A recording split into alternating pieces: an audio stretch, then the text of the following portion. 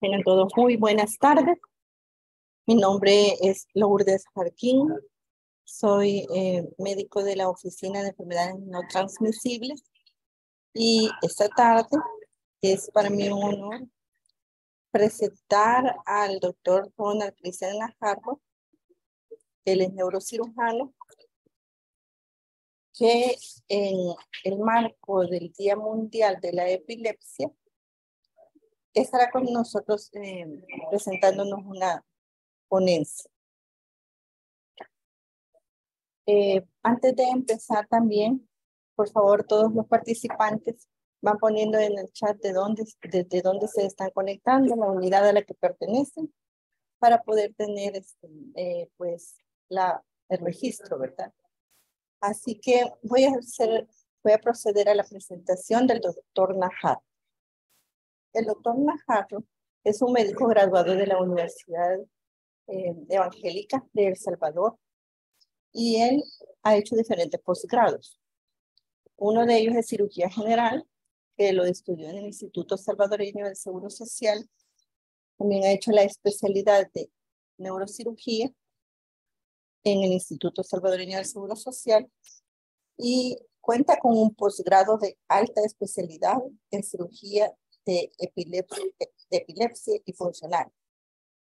Esta fue realizada en el Instituto Mexicano de Neurología y Neurocirugía Manuel Velasco Suárez, por una beca de la Liga Internacional contra la Epilepsia.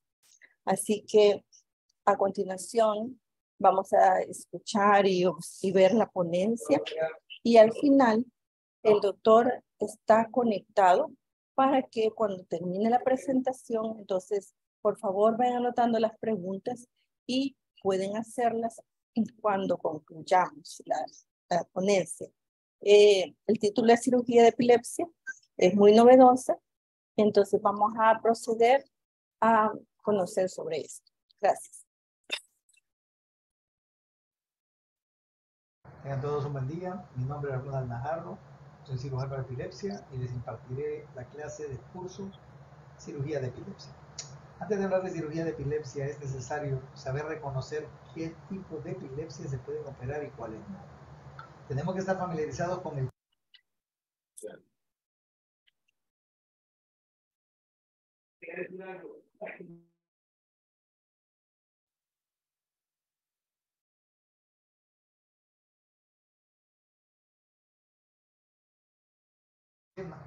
de epilepsia refractaria.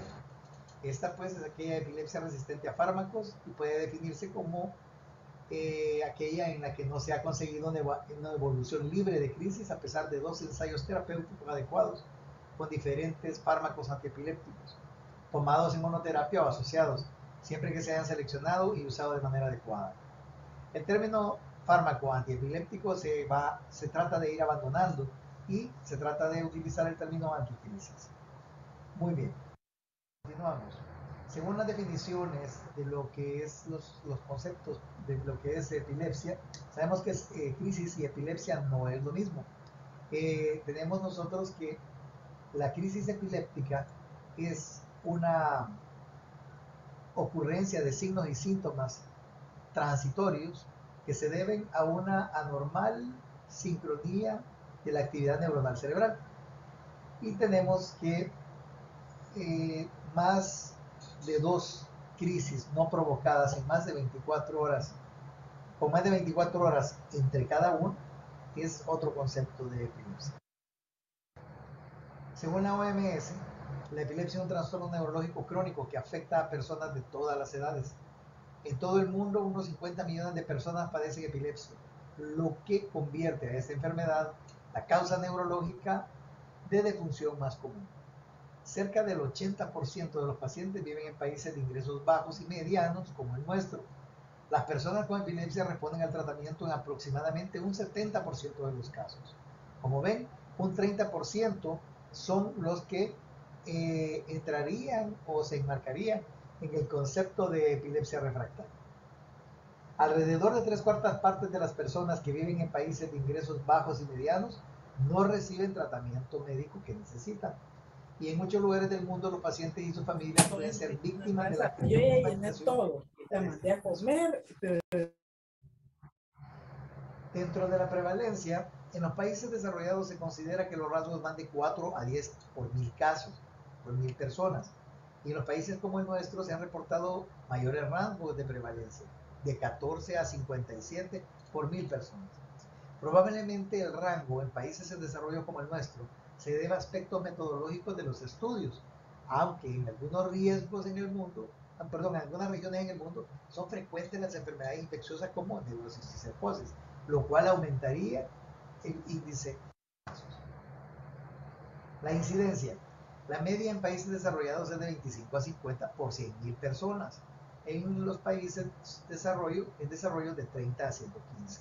Como ven, es una elevación bastante sustancial. Tenemos que en la actualidad se cuenta con numerosas y novedosas herramientas diagnósticas. Sin embargo, la semiología continúa siendo el punto de partida para el entendimiento de la enfermedad. Cuando hablamos nosotros de semiología, nos referimos del griego semeion, que significa signos y síntomas, y logos, discurso, ciencia.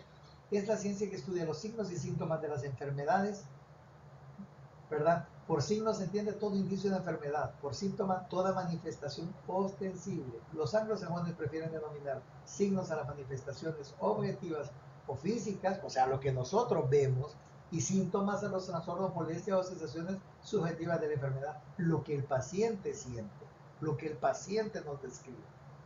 En este libro se empleará, este libro es Semiología General, ¿verdad? Y pues ya está un poquito viejito. Bien, se debe conocer el valor localizador y lateralizador de cada signo y las vías preferenciales de propagación de la actividad epileptogénica. Esto se los voy a explicar en breve. Los hallazgos eléctricos propios de la enfermedad. He aquí donde entra el electroencefalograma. La resonancia magnética es vital en la evaluación prequirúrgica y funciona como un importante factor pronóstico. Para que tengamos una idea, la epilepsia es un trabajo un tanto detectivesco. Ya lo vamos a ver por. Para nosotros poder entender y comprender cómo se va a abordar la epilepsia de manera quirúrgica, tenemos que entenderla así. Hay epilepsia del lóbulo temporal y hay epilepsia extratemporal, fuera del lóbulo temporal. La epilepsia del lóbulo temporal se puede ser de la parte mesial del lóbulo temporal o de la parte neocortical o lateral del lóbulo temporal. Las siglas en inglés equivalen a Temporal Lobe Epilepsy, ya sea mesial o ya sea neocortical Temporal Lobe Epilepsy. Este es un lenguaje, pues, o una nomenclatura internacional. Y la epilepsia extratemporal es toda aquella epilepsia que se localiza fuera de lo que es el lóbulo temporal. ¿Por qué tanto énfasis en el lóbulo temporal? Porque las epilepsias del lóbulo temporal son las que tienen mejor resolución con la cirugía. Son las que se ha alcanzado hasta un 70% de libertad de crisis en pacientes que han sido sometidos a cirugía temporal. Bien, para comenzar a hablar de esto tenemos que saber prácticamente la localización y anatomía general que todos conocemos, cómo está constituido el cerebro. Pues sabemos que el cerebro tiene una forma como que es de esas semillas, ¿verdad? Y pues tiene sus separaciones. Lo importante es saber de que tiene una fisura central y una fisura lateral. La fisura central se conoce como de Rolando y la lateral como fisura de Silvio. Esto nos divide el cerebro en: de la fisura central hacia adelante tenemos el lóbulo frontal, de la fisura central hacia atrás tenemos el lóbulo parietal. Así hay una unión o una prolongación de la fisura lateral que nos va a formar lo que es el occipital, y por debajo de la fisura lateral tenemos el lóbulo temporal. Como podemos ver, el cerebro está constituido no solo de una parte lateral, sino que también de una parte medial y de una parte basal, por decirlo así. Su convexidad también hay que tomarla en cuenta. ¿Por qué es tan importante esta situación? Porque el cerebro, visto ya en tercera dimensión y a todo gato color, como mencionaban antes en las películas, observamos de que no tiene ningún límite, ningún nombre y ninguna letra que nos dirija al momento de una cirugía. Por eso es importante que nosotros, con los reparos que ya les mencioné, hagamos nosotros la separación en frontal, parietal, occipital y temporal. Ya con esto nosotros ya hemos avanzado en un, ¿qué les puedo decir? Un 60-70%, porque ya saber la localización a dónde puede estar encontrar o dónde puede encontrarse el área epileptogénica, ya con eso estamos ayudando en gran medida al cirujano. ¿Por qué? Porque estamos localizando prácticamente. ¿Por qué hablábamos de la semiología al principio? De la semiología se habló porque existen características especiales dentro de las manifestaciones clínicas de las convulsiones cuando aparecen o se originan, mejor dicho, en el lóbulo frontal, en el lóbulo parietal, occipital o temporal. Ya está prácticamente como estandarizada las reacciones de las personas cuando ocurre una situación en especial. Es importante porque cada hemisferio, cada estructura del cerebro tiene una denominación, digámoslo, o tiene una semiología importante. Por ejemplo, la parte que corresponde al lóbulo temporal en su base corresponde al nombramiento de objetos. Tenemos el reconocimiento visual, tenemos el área del escucha, tenemos el área del habla, el área del lenguaje. Y así nosotros vemos de que cada pedacito de estructura de cerebro tiene su función. En la parte mesial o en la parte medial de lo que es el lóbulo temporal existen estructuras también bastante importantes, como podemos ver. Y si nosotros vemos en detalle estas estructuras, veremos que más adentro hay unas estructuras incluso más pequeñitas que tienen su función propia. El lóbulo temporal es bien importante porque el lóbulo temporal está formado por 3 cortezas heterogéneas. Tenemos una parte que es el lóbulo, que es la parte lateral del lóbulo temporal, o sea, la parte de afuera del lóbulo temporal, está formado por 6 capas. La parte de la medial del lóbulo temporal está formado por 3 capas y se llama arquicorteza. Y hay una parte o zona de transición que se le conoce como hipocampo. Por eso es que el área temporal es un área altamente epileptogénica y además tiene una resolución buena a la cirugía, por eso mismo, porque como produce bastantes crisis, al igual al hacer las resecciones necesarias previa investigación, vamos a tener un mejor resultado. ¿Por qué? Porque de ahí salía o el origen de las crisis. Seguimos nosotros aquí en el estudio de que cada estructura tiene su función. Entonces, recapitulando, entre más conozcamos un poco de anatomía, más sabremos nosotros ubicar el área de lesión o el área que nos está produciendo estas crisis o estas crisis epilépticas. Entonces, para saber un poco de la cirugía de epilepsia, podemos decir que en gran parte o en gran medida se le debe a este señor Sir Victor Horsley, en Londres en 1857, la cirugía de epilepsia. Sus antecedentes, pues como los podemos ver aquí, él es inglés, ¿verdad? Trabajó con varias personas que también se dedicaban a la neurocirugía. Realizó experimentos de topografía neuroanatómica en animales, o sea que lo que hizo fue, él estudió cómo funcionaba la corteza cerebral y cómo esa corteza tenía su propia función y manifestación dentro del animal, dentro del funcionamiento o movimiento del animal. En ese entonces él era un cirujano general, pero se estaba haciendo las primeras cirugías de cerebro. Entonces, en el lugar donde él trabajaba, que es el Queen's Care Board, decide formar un cirujano en el 86 y lo envían a París. Cuando regresa a Inglaterra, realiza su primera cirugía como neurocirujano, realizando la escisión de una escara o una cicatriz en la superficie cortical del cerebro, que era la que estaba provocando las crisis. Entonces podemos decir que fue el primer cirujano en emplear la resección cortical. Si revisan otras historias, hay otro doctor que en paralelo hizo lo mismo y que lo documenta también, que es el doctor McEwen. Entonces, tenemos a este otro personaje, que es el doctor Hans Berger, que es un médico psiquiatra, que en el 1929 descubre el electroencefalógrafo. Entonces, al haber descubierto el electroencefalógrafo, vino a facilitar y a mejorar la ubicación de las áreas de actividad eléctrica anómala en el cerebro. Tenemos estas dos personas, que es el doctor Penfield y el doctor Jasper. Doctor Penfield el alto, doctor Jasper un poquito más bajito. Y ellos utilizaron el electroencefalograma y lo utilizaron para hacer electrocorticografía. Eso quiere decir que es un electroencefalograma en vivo y así poder confeccionar las cirugías receptivas.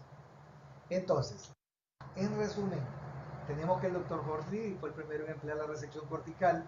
Posteriormente a la aplicación de la electroencefalografía, tenemos el doctor que fue descubierta por el doctor Berger en 1929, y tenemos a Penfield y Jasper, que utilizaron el electroencefalógrafo y para hacer una electrocorticografía y poder confeccionar las cirugías receptivas.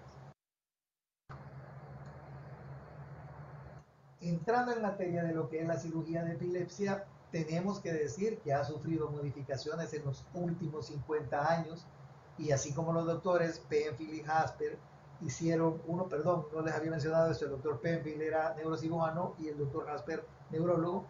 Así como ellos hicieron su cirugía, hicieron una resección de la zona epileptogénica, ahora se puede hacer una resección de la zona del inicio de la crisis y se puede hacer una amígdala hipocampectomía selectiva. Entonces, ¿qué quiere decir esto? Que vamos de tirar con una escopeta a tirar con un rifle de alta precisión, un rifle de francotirador. Entonces, como objetivo principal, ¿qué es lo que se busca con la cirugía de epilepsia? Que el paciente quede libre de crisis, sin causar daño neurológico o disfunción cognitiva. Cuando hablamos de disfunción cognitiva, pues es aquella cuestión que el paciente cada vez se le vuelve más difícil de aprender, cada vez se le vuelve más difícil de retener en su memoria, cada vez se le vuelve más difícil poder ejecutar sus funciones diarias porque su capacidad mental va disminuyendo con cada convulsión.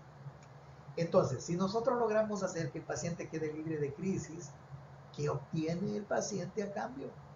Va a favorecer el ajuste psicosocial porque se va a poder integrar ya sea en su trabajo, en la sociedad o con su familia o en el círculo que él se desenvolvía.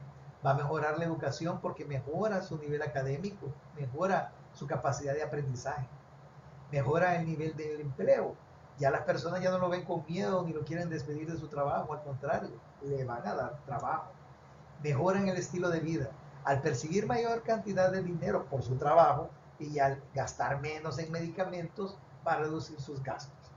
Esto es lo que se busca con todos los pacientes que padecen de esta enfermedad. Es importante que nos tengamos en mente estos conceptos, ¿verdad? Porque vamos a tener nosotros que hay epilepsia lesional y epilepsia no lesional. La epilepsia lesional es aquella en la cual hay una lesión que está produciendo la crisis, hay una lesión epileptogénica. Entonces el concepto nos dice que hay una anormalidad visible bajo visión directa o mediante estudios de imagen, que es el responsable de forma directa o indirecta de las crisis del paciente. Tenemos una zona epileptogénica, que es el sitio de la corteza cerebral en donde tiene su inicio la crisis y que no necesariamente es una lesión, no es necesariamente donde está la lesión epileptogénica, ya que puede incluir tejido sano. Según el concepto dice, sin embargo incluye tejido que sin ser el origen preciso de la crisis puede ser potencialmente epileptogénico en forma autónoma y su resección completa significa el cese del proceso epileptogénico. ¿Qué quiere decir con esto? Tenemos la lesión epileptogénica, se da la descarga, estimula la zona epileptogénica y vamos a tener una convulsión, una crisis epiléptica. Foco epileptogénico. Este término ya está en desuso, aunque frecuentemente es utilizado en nuestro medio, Latinoamérica, como sinónimo de zona de inicio ictal. La zona de inicio ictal, como podemos ver, es el sitio de la corteza cerebral, es donde tiene su inicio la crisis. La zona irritativa área o áreas del cerebro de donde se registran la crisis y sus ondas agudas en el electroencefalograma. Bien, viéndolo gráficamente, tenemos el sitio de lesión. Aquí tenemos abajo, si ustedes logran ver un cerebro, que le hemos quitado o rebanado esta parte. El cerebro, hagamos de caso que tiene las dos partes y aquí lo hemos rebanado a este nivel y estamos viendo la parte como basal, como que estamos viendo el cerebro de esta manera, así.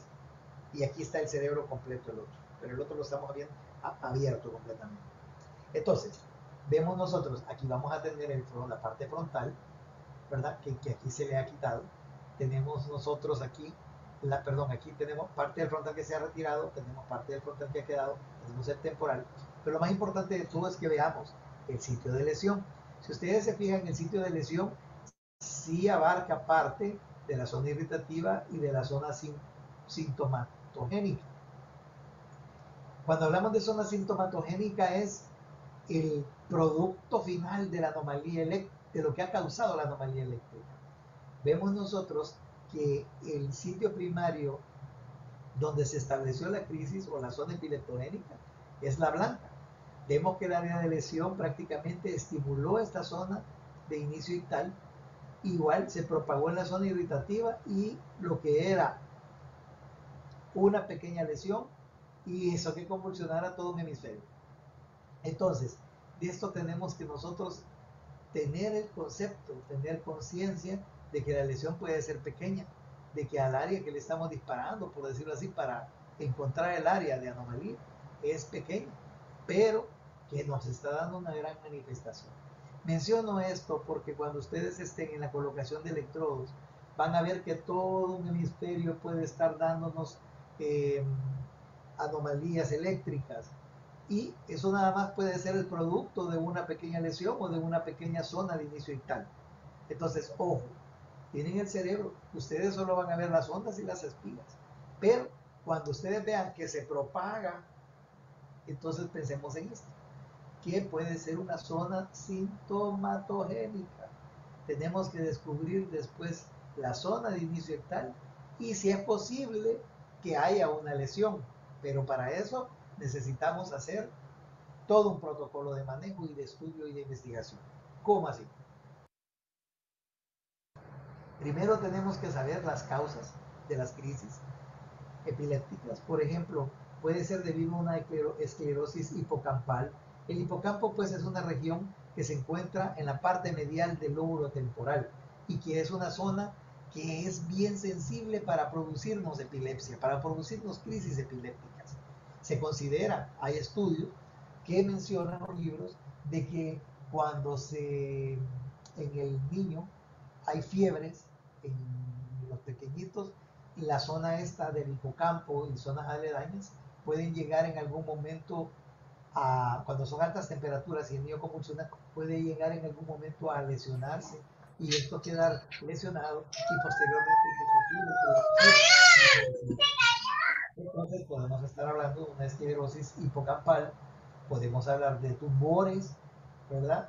Que pueden crear zonas irritativas. Tenemos la lesión, zona irritativa y ya la zona sintomatogénica.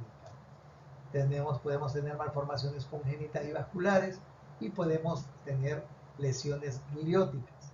Las lesiones glióticas pueden ser ya sea un tejido aledaño a las áreas de tumoración o pueden ser unos tejidos cercanos a áreas a donde el cerebro ha sido traumatizado. Entonces, estas son las causas posibles que podemos tener cuando encontremos una lesión, pero pueden haber incluso anomalías congénitas como las displasias corticales, que en la laminación, imagínense una lasaña, que se van formando las 6 capas de lo que es el cerebro, que en la laminación quede una capa o una de las láminas de la lasaña movido, ya la conducción eléctrica ya no va a ser igual, va a ser anómala. Entonces, eso que quede desde el nacimiento, desde la formación del cerebrito del niño, puede ocasionarnos a la larga una epilepsia. Entonces, para iniciar el estudio tenemos este algoritmo. Este algoritmo, ven ustedes M. Alonso, mi profesor a mucha honra, un epileptólogo, un cirujano de epilepsia de México. Él se graduó en Canadá en una de las clínicas más importantes, ¿verdad?, que se dedicaron al trabajo de la epilepsia. Entonces vemos aquí nosotros que todo inicia con historia clínica completa y revisión de estudios previos. La historia clínica es lo más importante y ustedes lo saben dentro de toda enfermedad, completa, ¿verdad? ¿Por qué hacemos énfasis en esto? No lo voy a distraer en ninguna otra cuestión ahorita y sigamos. La historia clínica es muy importante porque lo primerito que lleva es interrogar al paciente. Muchas veces no podemos tener el lujo de que el paciente nos hable, como cuando son recién nacidos, niños pequeñitos, pero tenemos al papá. Entonces, si el paciente nos puede dar información, mucho que mejor, pero puede pasar que en varias ocasiones el paciente ni cuenta se da de que ha convulsionado. Entonces solo le han contado, mire doctor, dicen que me encontraron así, mire doctor, me filmaron y me empezaron el video. Ya vamos a llegar a eso. Entonces, si no se puede interrogar al paciente y que él nos comente qué sentía, si perdió el conocimiento, si sentía que le hablaban o no, interrogamos a los testigos, como en el caso de los papás, o en el caso de la familia, o compañeros de trabajo, y que él nos cuente, mire doctor, estaba sentado, de repente cayó, o mire doctor, de repente le hablamos, y eso lo abría los ojos, y se nos quedaba abierto, pero él no hablaba. Y de repente el paciente nos puede decir, no, si yo trataba de hablar, pero no podía. O de repente puede decir, no, si yo trataba, yo no me acuerdo. Entonces, esas diferencias en cada episodio de crisis son importantes para el clínico, porque hay una gran diferencia entre un paciente que se quede sin hablar y que no pierde el estado de conciencia, y otro paciente que se quede sin hablar y que no se acuerde ni qué le pasó. Entonces, sí, ya hemos interrogado al paciente, sí hemos interrogado a los testigos, pero no hay alguien clave. En el momento llamamos telefónicamente a los familiares y preguntamos al esposo, al compañero de vida, mire, disculpe, y este paciente dormido se mueve mucho, este paciente dormido grita, ¿está bien duerme el paciente? O miren cómo se comporta en la casa. No, mire doctor, fíjese que a veces le servimos la comida y se le queda viendo como 15 minutos y después comienza a comer. O a veces se levanta y dice un par de cosas incoherentes y se vuelve a sentar. Vaya, esa es la convulsión. No esperemos ver aquellos ataques de Hollywood, ¿verdad? Que mueven los brazos, las piernas, todo. No, no, no. Pueden ser tan sutil como abrir y parpadear los ojos, o hacer un movimiento de los labios como de chupeteo, o incluso solo rascarse la nariz y quedar desconectados unos segundos. Pero tras eso vamos, porque no lo, posiblemente el paciente sienta de que esto no le está causando ningún problema, pero a la larga el deterioro cognitivo, el deterioro mental, por decirlo así, que está causando la crisis, ahí es donde va a radicar el problema, porque va a ir bajando su calidad, tanto en el trabajo como en el estudio, si estudia, y va a ir bajando, hasta que llegue un punto de que se va a volver evidente y nadie va a saber por qué, porque las crisis pasan inadvertidas. Tenemos entonces, lo más ideal de todo es que hagan un video en casa de algún episodio. La gente lo considera, lo ve de una manera morbosa, pero estamos hablando de medicina. O sea, si nosotros nos filmamos haciendo el ridículo, pues nos podemos filmar haciendo una convulsión que alguien nos puede ayudar. Entonces, hay que hacerle ver la seriedad a las personas para que filmen a sus familiares convulsionando. Obviamente eso no lo van a sacar en redes sociales. Eso es para el médico, para ver, para tener una evidencia de cómo comenzó la crisis. Tenemos también solicitar al testigo que simule el episodio, porque a veces no me dicen, no, lo alcancé a grabar, fue tan rápido que no sé, ¿cómo le hizo? Ya. Me dice, doctor, solo levantó la ceja un ratito y ya, va, eso no más. Y de ahí levantó el brazo, doctor, y de ahí movió la mano. Ok, ¿qué brazo, qué mano? ¿El movimiento fue de sacudida o el movimiento solo fue o lo dejó quieto? Eso es lo que necesitamos saber. Es importante eso, vamos en la esquina de la semiología. La semiología, como sabemos, es el estudio de los síntomas y signos, perdón. Weiser hizo esta clasificación al principio y después se comenzó a ordenar todas las manifestaciones clínicas que daba cada crisis convulsiva. Entonces,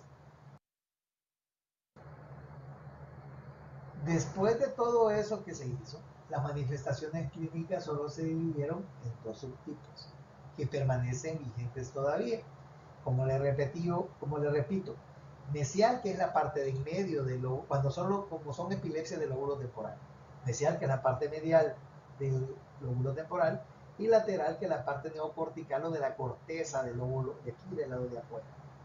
Lateral o medial, medial mesial, lateral o neocortical. La diferenciación continúa siendo un reto para el clínico, ya que varios síntomas se traslapan. ¿Qué quiere decir esto? Así como nosotros vemos, nosotros podemos llegar a la frontera entre El Salvador y Guatemala, pero si nos metemos por un punto ciego, podemos estar ya en Guatemala o podemos estar en El Salvador. No sabemos en qué momento, a dónde pasa la línea exactamente. Lo mismo pasa en el cerebro. Pueden haber zonas que se traslapen y nosotros podemos decir frontal, no, es temporal, no, es parietal. Entonces, ojo.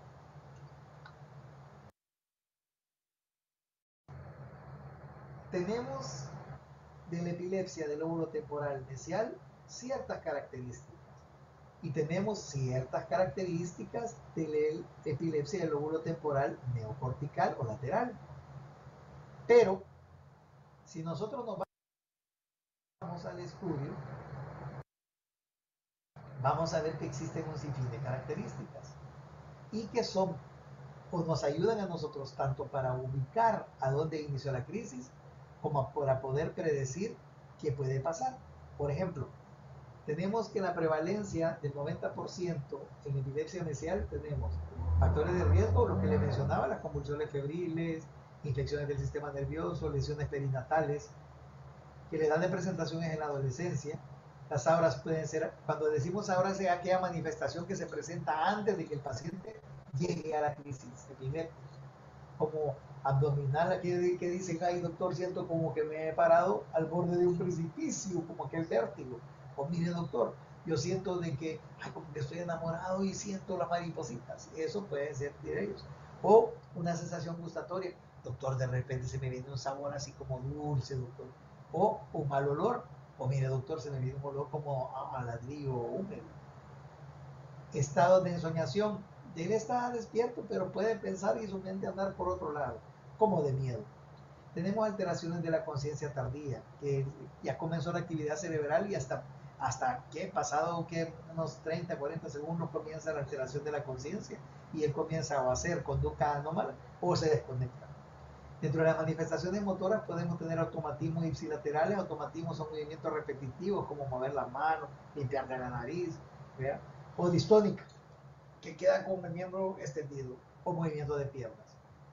Dentro de la epilepsia neocortical es menos frecuente y es menos como localizador, ¿verdad? Porque los factores de riesgo aún no son conocidos. La presentación son 5 o 10 años más tarde que cuando se presenta la epilepsia mesial. Las manifestaciones son psíquicas, auditivas, vertiginosas, visual y cefálica. Como pueden ver, es más vago y se sale del lóbulo temporal. Tenemos postura distónica contralateral temprana, o sea, del otro lado de donde es la convulsión, la crisis, no precedida por automatismos más frecuentes, movimientos clónicos, raramente movimiento de pie. Como vemos, no me voy a detener en todas, pero sí es importante que nosotros sepamos todas las características que existen y que nos van a ayudar a dilucidar a dónde queda el área en ese universo que se llama cerebro.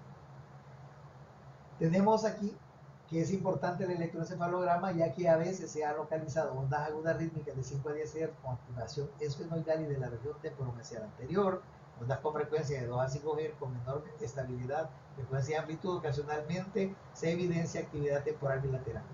No anoten ni le hagan tanto caso a esto, aunque es lo más frecuente lo que se ha puesto en este cuadro. Pero acuérdense que no todo paciente cumple todas las normas, ¿verdad? Y para Y que cada salirme paciente es solo aquí completamente caliente. individual. Entonces, en la epilepsia mesial, la mayoría de los casos son lesionales y puede haber evidencia de una esclerosis hipocámpica, y en la neocortical usualmente no hay lesiones, o si hay lesiones son tumores o malformaciones arteriovenosas. Como pueden ver, aquí es bien difícil, porque a veces podemos tener un área epileptogénica sin ver absolutamente nada. Tenemos las demás manifestaciones, solo para que ustedes nada más le echen un ojo. Veamos la más frecuente: visual simple en el hipocampo, occipital contralateral del 100%, el poder localizador, somestésicas, en cuanto a la localización es parietal y es del otro lado de donde se produce la actividad epiléptica. Tenemos aquí con la conciencia preservada, generalmente cuando la localización es temporal está preservada la conciencia, y cuando no tiene un valor de decir si es del lado derecho o del lado izquierdo, ¿verdad? Perdón, cuando es conciencia conservada sí es del lado no dominante, cuando es si la conciencia conservada se considera de que puede ser del otro lado. Bueno, como ven, hay un sinfín de manifestaciones que ya se han identificado del paciente, que nos puede dar en algún momento un dato muy importante, ¿verdad? Entonces, la idea de traerles esto este día es para que ustedes vean la importancia de la descripción de la crisis. Si bien es cierto, nos dedicaremos a tomar los estudios electroencefalográficos, pero es importante porque al estar en contacto con el paciente, en cualquier momento que ustedes coloquen los electrodos, él puede convulsionar. Y lo que ustedes anoten, poner una pequeña nota, o mire doctor, mire doctora, mientras él convulsionó, él primero levantó la mano aquí, él hizo primero lo otro, ¿verdad? Por eso es que hoy tenemos, mejor dicho, el video electroencefalograma. Pero desgraciadamente no a todos los pacientes se les va a poder tomar el video electroencefalograma. Entonces, a falta de video electroencefalograma, yo sugiero de que se hagan ustedes la disciplina de que al ver convulsionar un paciente que tengan ustedes bajo registro electroencefalográfico, anoten cómo comenzó la convulsión o fíjenlo, y ese dato se lo pasan a la doctora, porque después puede bajar el doctor y ese dato es oro para el doctor. Por ejemplo, me lo dijeran a mí, uy, qué bien, felicidades, porque estamos haciendo un video electro, pues a grosso modo, por supuesto, pero sería de gran información. Entonces es un mensaje que nos puede servir a todos y puede favorecer grandemente al paciente, ya que después de eso nosotros podemos decir, ok, hagámosle entonces un video electroencefalograma en forma, porque muchas veces, dependiendo de la curiosidad del examinador o del técnico, el licenciado, la enfermera, el médico, lo que sea, o el familiar, va a depender que nosotros podamos hacer un diagnóstico acertado de una epilepsia. Ya les menciono, o siempre he mencionado, mejor dicho, que en un electroencefalograma de superficie tenemos del 30 a 40 porcentaje de chance de encontrar una patología, de encontrar la enfermedad. Pero ese 60-70% nos queda en el aire, aunque el paciente sea epiléptico. Epiléptico, gracias a Dios lo dije, porque así puedo retractarme y poderlo decir correctamente. Paciente epiléptico no existe, es paciente con o viviendo con epilepsia. ¿Ok? Bien, vamos a continuar entonces. Continuamos siempre con las manifestaciones positales, que es bien importante porque nos da la idea. Muchas veces hemos oído hablar de la parálisis del todo. Mire, doctor, convulsionó y fíjese que quedó con la mitad del cuerpo dormida. A eso se le conoce como parálisis del todo. Y como podemos ver, la localización de la crisis puede ser frontal y lo vamos a encontrar contralateral a donde se presenta la parálisis. Tiene un valor localizador del 100%, como podemos ver. El nose wiping ictal, que se limpia la nariz después de convulsionar, es del mismo lado cuando la epilepsia se considera que es temporal en un 97%. Como pueden ver, son valores localizadores bien altos que no nos están dando el diagnóstico por completo, pero sí nos están orientando grandemente para saber a dónde ir a buscar. Tenemos la desorientación y tenemos la mordedura de la lengua, que estamos, a veces preguntamos, ay, sí, tiene laceración en la lengua, hay trauma mecánico de la lengua. Entonces, localización no tiene, no sabemos a dónde fue ubicada la crisis, pero lo que sí se sabe en un 71% es que es del mismo lado de donde se mordió. Bien, hablamos de la epilepsia del lóbulo temporal. Hoy vamos a hablar de las regiones extratemporales. Las epilepsias extratemporales representan retos especiales por varias razones. Primero hay que definir el límite de la resección. No es lo mismo el temporal, que ya lo tenemos bien mapeadito, ya sabemos de dónde a dónde va, que ubiquemos nosotros una crisis o una actividad anómala eléctrica en una parte fuera del temporal. ¿Por qué? En el temporal nosotros ya tenemos las medidas de las áreas funcionales de lo que es y ya sabemos qué esperar cuando hacemos una resección a nivel temporal. No así cuando es a nivel frontal, parietal u occipital. ¿Por qué? Porque la cirugía se va a confeccionar, así como los sastres que realizan la ropa o las modistas que realizan la ropa a la medida para don fulanito, para don sultanito, así va a pasar en este caso cuando es extratemporal. Entonces, tenemos que definir el límite de la resección. La zona epileptogénica se puede encontrar en cualquier parte de la corteza y los límites son únicos en cada paciente. Ojo, a pesar de que ya se tenga delimitada la zona de resección, las funciones normales de esta zona pueden limitar dicha resección. ¿Qué quiere decir con esto? Muchas veces podemos ubicar el área epileptogénica en la zona, por ejemplo, que corresponde al movimiento de la mano o de la pierna y de la pierna. Y entonces, pues entonces yo me voy a quitar el área de la epilepsia y yo, vaya, ya el paciente ya no va a convulsionar. Ok, está bien. Pero ¿por qué voy a ir a quitar un área que tiene movimiento y que me le da calidad de vida al paciente? Entonces, ¿qué es lo que queremos hacer con esto? Estamos evaluando la posibilidad de resecar las áreas que nos están produciendo las crisis epilépticas, pero sin dañar las áreas sanas o elocuentes. Cuando ustedes escuchen hablar de áreas elocuentes, estamos hablando de áreas funcionales. Llámese área motora, área sensitiva, área del habla, área de la comprensión del lenguaje, área de la escucha o de la comprensión de lo que uno está escuchando, o de la visión. Entonces, estas son áreas que no se vale ir a resecar, ¿verdad? O sea, hay que valorar la función versus la enfermedad o quitar la enfermedad. ¿Ok? Bien. Una vez identificada la epilepsia extratemporal, se establecen más objetivos desde el punto de vista quirúrgico. Se define la patología, que es una lesión, que es un área con actividad epileptogénica normal o con lesión. Se definen las áreas de funciones normales. Así como vemos nosotros las áreas que están enfermas, también tenemos que ver las áreas funcionales y buenas. ¿Para qué? Para respetarlas y ver si es posible la resección o no. Ya teniendo esos dos insumos, zona lesional y zona funcional, ya formulamos un plan quirúrgico de resección. La localización generalmente cuando son frontales las lesiones o en las áreas de origen ictal son de predilección nocturna. La duración es breve y hay ausencia de crisis febriles en la niñez. La semiología de las crisis frontales siempre, extratemporales, son de inicio abrupto, progresión rápida, posturas complejas, por ejemplo, el esgrimista, que queda el paciente, ¿verdad?, en un miembro extendido y el otro no. Bipedales, vocalizaciones sin lenguaje, manifestaciones y horas. Todo eso nos hace pensar a nosotros clínicamente a dónde está la crisis. Bien, venimos entonces ya donde vienen nuestros amigos neurofisiólogos con todos sus aditamentos y todo su personal. Vienen los estudios neurofisiológicos.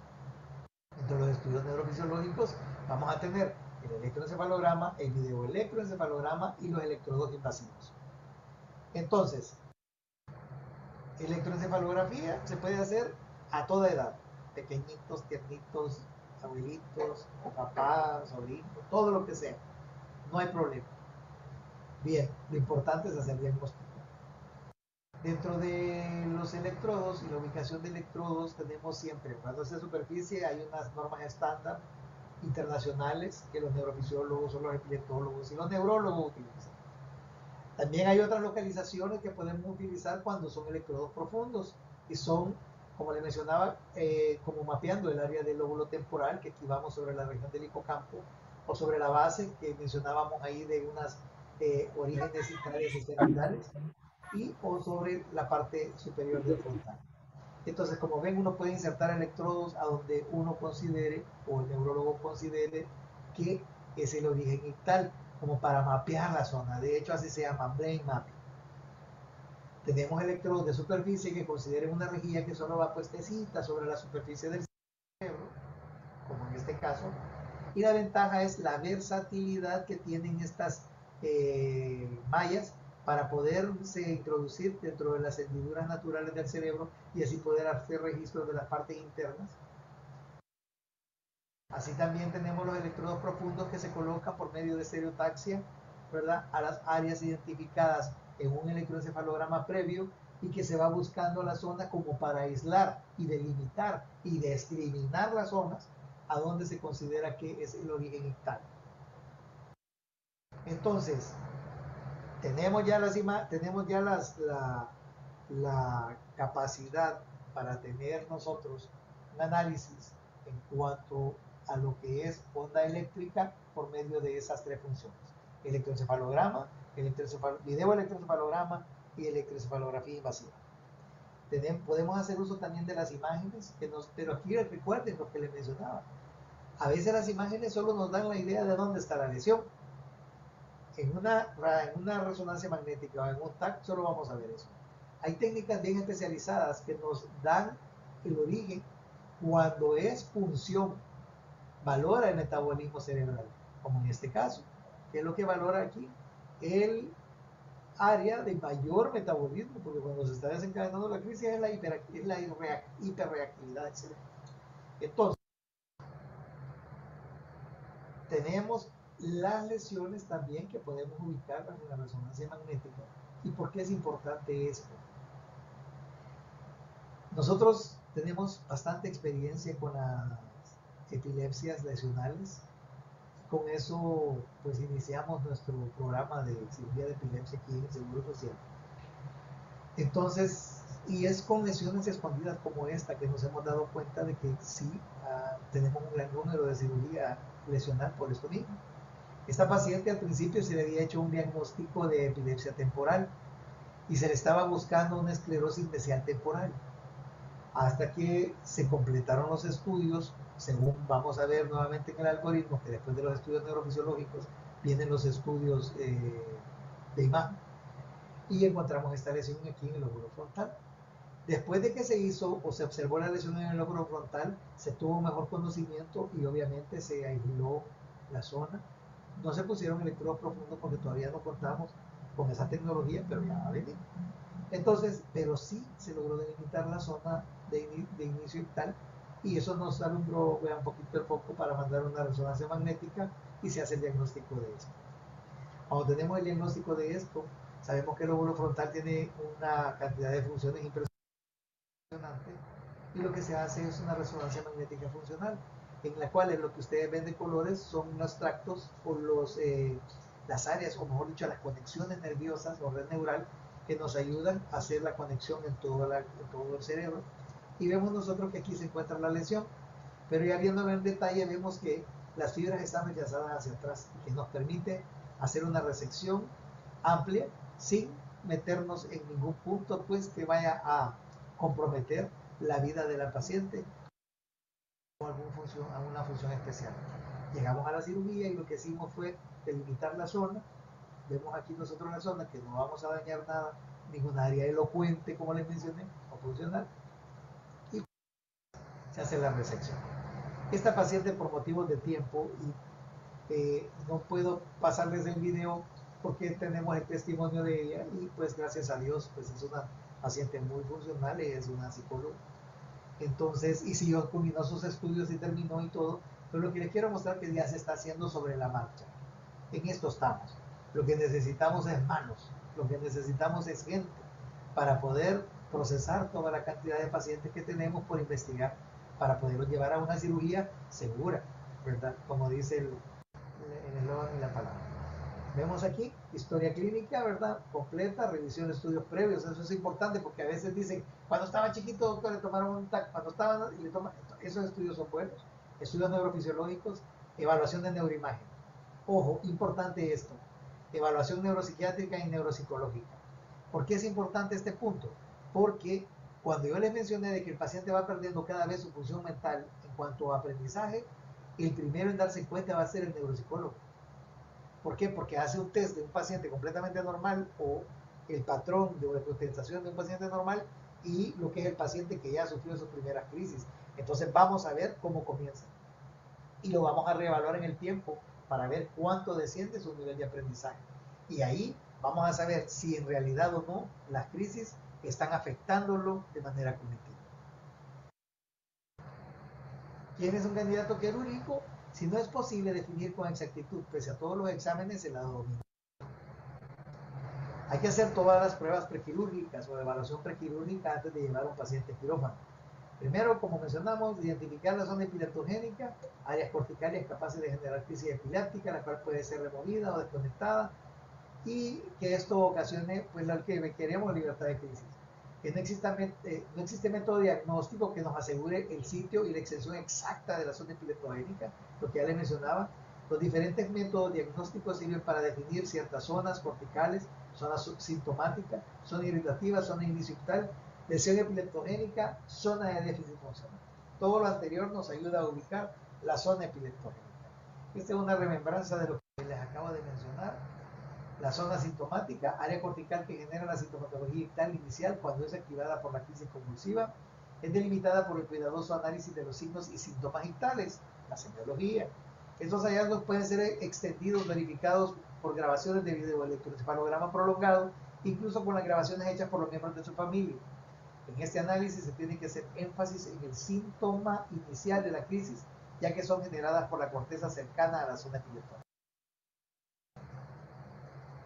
Solo para que no quede en el tintero, el test de WADA nos ayuda a diferenciar cuál es la parte dominante y no dominante del cerebro. Este examen no se realiza en el país, pero se los traigo a colación, se los traigo aquí para que tengamos conocimiento de ello. ¿En qué consiste? Se utiliza un fármaco que lo que hace es adormecer la mitad del cerebro, y si a un cuestionario previamente elaborado se le hacen las preguntas por el neuropsicólogo y él no puede contestar, por ejemplo, en el área del lenguaje no puede hablar cuando se adormecido, entonces estamos estableciendo nosotros la dominancia del lenguaje. Si hay una batería de preguntas en cuanto a memoria, estamos estableciendo el área dominante de memoria. Como ven aquí, dominancia cerebral, función cognitiva y de lenguaje. Para eso nos ayuda este examen. ¿Cómo se hace? Como les mencioné, ya no se ocupa Momarbital, que era un anestésico que se utilizaba, o un inductor de la anestesia. Hoy se utiliza un medicamento que se llama Propofol, que también se utiliza por medio de los anestesiólogos. Paciente epiléptico, resección epileptogénica del bolo temporal, realiza una correcta lateralización del 75 al 85%. Es el estándar de oro para la lateralización del lenguaje y memoria en pacientes con epilepsia, lo que ya les mencioné. Y se los pongo porque más de alguno han de haber leído que aquí está la prueba de WADA y la evaluación invasiva. Como pueden ver, estos dos se dejan por último. Todo lleva un orden y una evaluación. Generalmente llegamos hasta aquí. Cuando tenemos el resultado, lo pasamos al comité de epilepsia primero y vemos si si es un candidato quirúrgico o no. Si el paciente no es candidato quirúrgico, obviamente pasa al comité de epilepsia, se le realizan pruebas, ya sea adecuado de evaluación invasiva, y si no, si ya tenemos todo y no es candidato para operar, vemos nosotros si hay procedimiento paliativo como estimulación del nervio vago, neuroestimulación o radiocirugía. Ojo, radiocirugía no se ocupa para todos los pacientes, solo hay unos casos bien contados y con una indicación bien precisa para hacerlo. ¿De acuerdo? Entonces, retomando, pasa todos los estudios, se verifica si es un candidato quirúrgico o no. Si es candidato quirúrgico, pasa al comité de epilepsia, se establece si se le va a hacer una cirugía paliativa o se le va a hacer una cirugía definitiva. Si el paciente vemos que no es candidato quirúrgico, pasa nuevamente al comité de epilepsia y ahí se va a definir qué estudios están pendientes y cómo se van a reforzar los estudios. Bien, llegando al final del todo, nuestras estadísticas que hasta el momento llevamos en nuestro país, y pues desde el 2014 al 2021, que hemos tratado de comenzar pues con el programa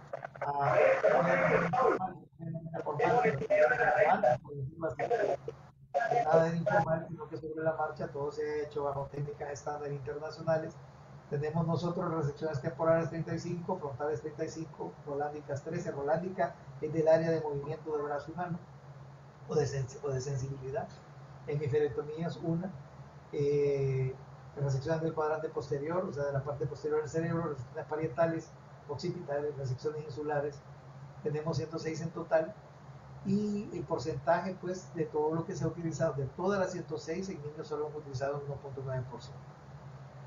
Entonces, esta es una deuda para el país de todos nosotros, los médicos, técnicos, licenciados y autoridades, pues, que yo sé que pronto, con la venida de todo lo demás, lo vamos a ir haciendo poco a poco. Claro, necesitamos más técnicos, necesitamos más doctores, necesitamos más neurofisiólogos, que también son doctores, necesitamos más equipamiento, pero yo sé que con el tiempo, poco a poco, se nos va a ir dando. Faltaba que vinieran las personas subespecializadas, especializadas, necesitamos gente más especializada para que vean la necesidad de equiparnos más, ¿verdad? Entonces, ha sido un gusto. Si tienen preguntas, las pueden realizar por escrito. Creo que va a haber una clase sincrónica y ahí pues pueden dilucidar sus dudas, ¿verdad? Y con gusto estoy para...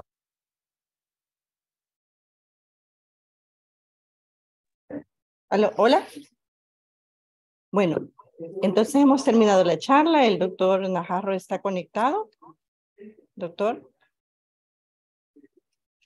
Tenemos la primera pregunta, doctor. Es una charla muy interesante, ¿verdad? Quizá antes de la pregunta, ¿está usted ahí, doctor? Sí, aquí estoy, doctora. Bien. Como hay algunos colegas que ingresaron un poco después de iniciada la charla, tal vez, doctor, en toda la información que hemos recibido, podemos observar que hay ciertas indicaciones para pensar que un paciente podría ser candidato a cirugía por epilepsia, ¿verdad? Entonces, tal vez, doctor, usted nos puede como resumir de nuevo algunas indicaciones o algunas sospechas, porque entiendo que no todo paciente con epilepsia va a ser candidato, pero para que nuestros colegas que están tratando estos pacientes en primer nivel puedan tener más claro, por favor, puede hacernos ese resumen de las indicaciones. Sí, claro. Se toma en cuenta el paciente cuando se va a realizar una cirugía o se piensa en operarlo, es prácticamente la refractariedad a los medicamentos. Se considera de que un medicamento controla el 70%, ¿verdad? Del 60 al 70% de las crisis. Si no es así, cuando usted mete el segundo medicamento, no logra nada más que un 30-20% de control sobre crisis. Mete el tercero, no va a tener mucho más control que el 20%. Entonces, cuando nos referimos a la refractariedad de tratamiento, quiere decir que es aquel que con 2 medicamentos o más a dosis terapéutica e indicado correctamente, el paciente no mejora o modifica, mejor dicho, o no está libre de crisis, ese ya de por sí es un buen candidato para cirugía de epilepsia. Ahora, ese es tal cual como nos lo presentan a nosotros, porque el estudio, como pueden ver en el protocolo que les mencioné, conlleva varias etapas, y alguna de las etapas, si es necesario, llevarlo tal vez a un nivel 3, ¿verdad? Como ya hacer un video electroencefalograma, ya hacer una resonancia magnética y ya verlo más en detalle. Entonces, ¿por qué? Porque ahí es donde vamos a nosotros a ver qué tan factible es poder realizar una resección de la parte del cerebro que está afectada, ¿verdad? Entonces, prácticamente eso sería, si diagnosticamos un paciente con refractariedad a tratamiento, o sea, o refractaria, una crisis epiléptica refractaria, ya se vuelve un candidato potencialmente quirúrgico. Luego y se inicia como quien dice todo el proceso para ver si se puede realizar cirugía o no, ¿verdad? Doctor, ¿y qué pasaría, por ejemplo, si nosotros tenemos antecedentes de pacientes que han sufrido traumatismos craneoencefálicos, no sé, y después de eso quedan con problemas de epilepsia? ¿Se puede pensar que ellos son candidatos? Volvemos a lo mismo. Si el paciente tiene una lesión, se le da medicamento, 1 o 2 medicamentos, y está libre de crisis, hasta ahí llega, ¿verdad? No es refractario al tratamiento. Ahora, si es evidente después de que se hace, pues, suponiendo un trauma craneoencefálico severo, que deja una cicatriz sobre la superficie del cerebro, y esta cicatriz está en el mismo área donde se localiza la disfunción eléctrica o la disfunción que causa las crisis en el electroencefalograma, pues se podría considerar una cirugía, ¿verdad? Siempre y cuando esté en un área resecable, que no esté en un área elocuente, como le mencioné. Ok, bueno, tenemos una pregunta del doctor Portillo que dice, ¿cuál sería el factor predominante en la alta prevalencia de la epilepsia en países de bajos y medianos ingresos? Él se pregunta, ¿será la dieta? ¿Será la contaminación? Para ver si usted puede ilustrarnos, ¿verdad? Pues más que todo, doctora, es la cuestión esta. Desgraciadamente, en países como el nuestro, son contados con los que se cuenta con una verdadera estadística, ¿verdad? De incidencia, prevalencia. Entonces, de lo que dice la Organización Mundial de la Salud, y esto abarca entre un 25 a un 75 por cada 100,000 personas, es en países como el nuestro. Se le ha, en un libro de demografía de tanto de epilepsia, da esta explicación y dice, se consideran que los países subdesarrollados y en vías de desarrollo puede ser que el elevado índice sea por dos situaciones, y ellos lo mencionan.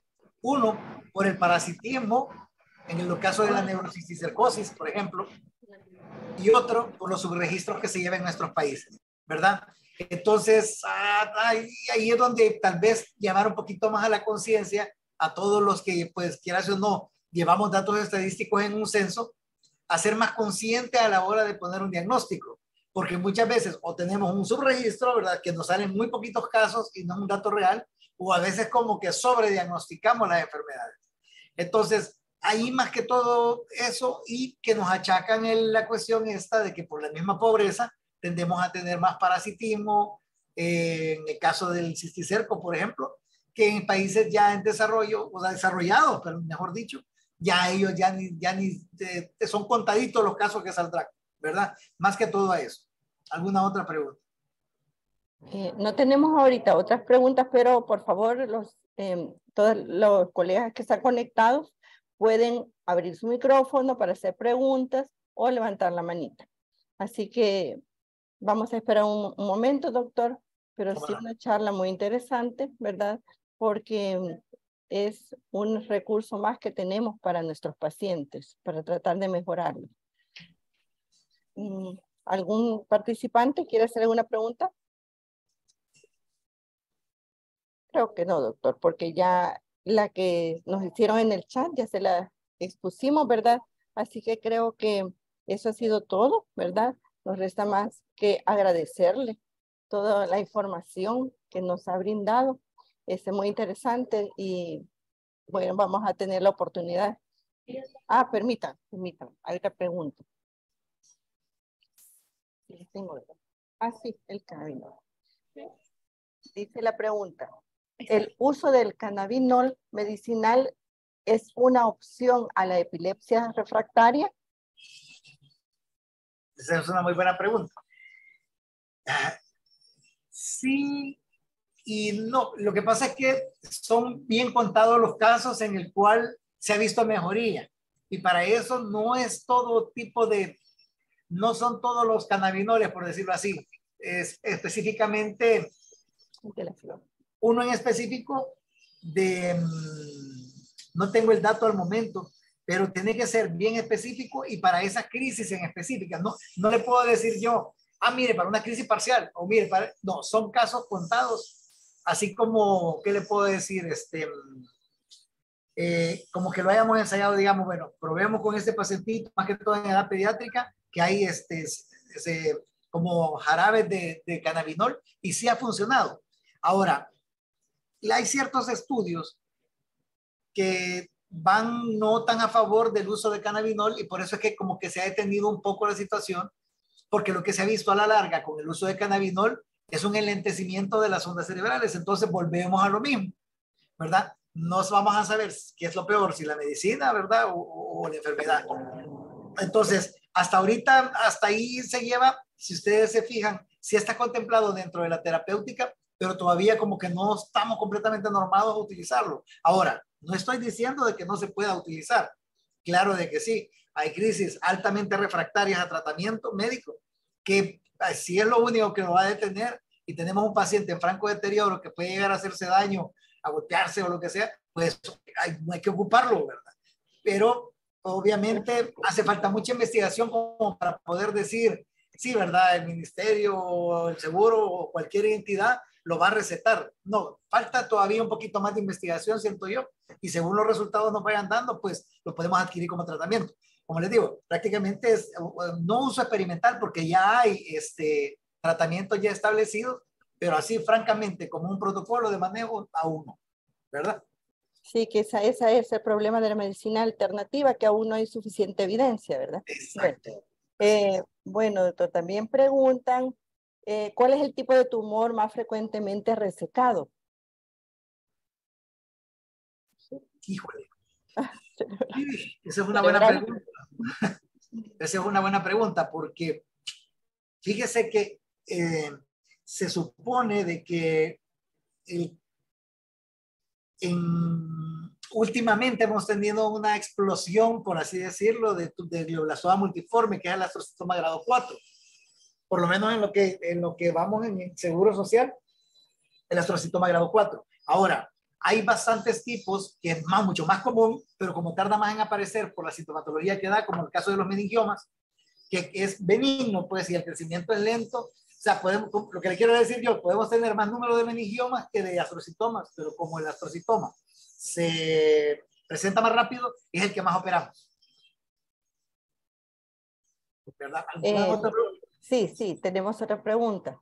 Dice que desean saber si el electroshock es alternativa para la epilepsia, para tratarla. Pues no está dentro del tratamiento ahorita contemplado, efectivamente. Porque pronto. Ok, está bien. Bueno, sí. esas eran todas las preguntas, doctor. Sí, solamente esas. Bueno, de nuevo, darle las gracias, ¿verdad? Porque sí, es una información muy importante que es para nuestro bagaje de información que debemos manejar como médicos. Así que muy agradecido. Solo una cuestioncita, ya que yo me imagino que por eso me hacen esta pregunta. Porque del electroshock, lo que pasa, voy a aclarar nada más este punto, doctora, perdone que le interrumpa, pero para que quede claro, el electroshock per se no, porque acordémonos que nosotros tenemos el concepto de electroshock para cuando los pacientes con esquizofrenia o que ocupaban el psiquiátrico, que se aplicaba el electroshock como terapia. Ahora, hay una cuestión como parecida al electroshock, pero no a esa magnitud, y eso es lo que les quiero explicar. Dentro de la técnica para el control de la crisis epiléptica está el estimulador cerebral profundo. Este estimulador cerebral profundo lo que hace es que se inserta en el área a donde se registra mayor número de crisis, y lo que hace es que al percibir que llega la crisis, hace una pequeña descarga sobre la superficie, digamos que donde se están desencadenando las crisis. Entonces lo que hace es como una descoordinación o una reprogramación de todas las neuronas otra vez para evitar que la crisis se propague. Entonces, si me lo ponen desde ese punto de vista, no podemos llamar electroshock, sino que es una pequeña descarga que lo que hace es como desincronizar el impulso o la electricidad en ese momento en la corteza cerebral para que no se desencadene la coordinación y se riegue la crisis en todo el cerebro. ¿Verdad? Es un concepto que sí dije yo, quizás por eso me están preguntando, pero un electroshock como tal no. ¿Verdad? Okay. Ajá. Bueno. Sí. Es como para regular esa función eléctrica del cerebro, casi como actuaría el marcapaso, algo así en la fibra. No sé si ustedes han escuchado hablar de lo que es el estimulador del nervio vago. Casi igual funciona. Lo único que el nervio vago lo hace por una estimulación simpática. Lo ponemos aquí en el nervio vago, obviamente que ve en el cuello, me he enrollado como que es alambrito de teléfono. Entonces, cuando el paciente siente que va a convulsionar cuando hay auras, él tiene un magneto. El magneto se lo pasa sobre la cuestioncita como que es marcapaso, y él tira una pequeña descarga y a través del simpático logra bloquear y logra desincronizar la convulsión o la crisis, mejor dicho. Y ahí no llega a completarse todo el ciclo de la crisis convulsiva. Entonces, más o menos así funciona. Ok, otro tipo de terapia, está bien. Así es. Bueno, muy agradecidos, doctor, con usted, ¿verdad? Así a la orden. Primero Dios, lo tenemos en otra participación. Usted es muy amable y muchas gracias a todos los participantes que han estado muy atentos, ¿verdad? Tengan todos muy buenas tardes. Buenas tardes. Adiós.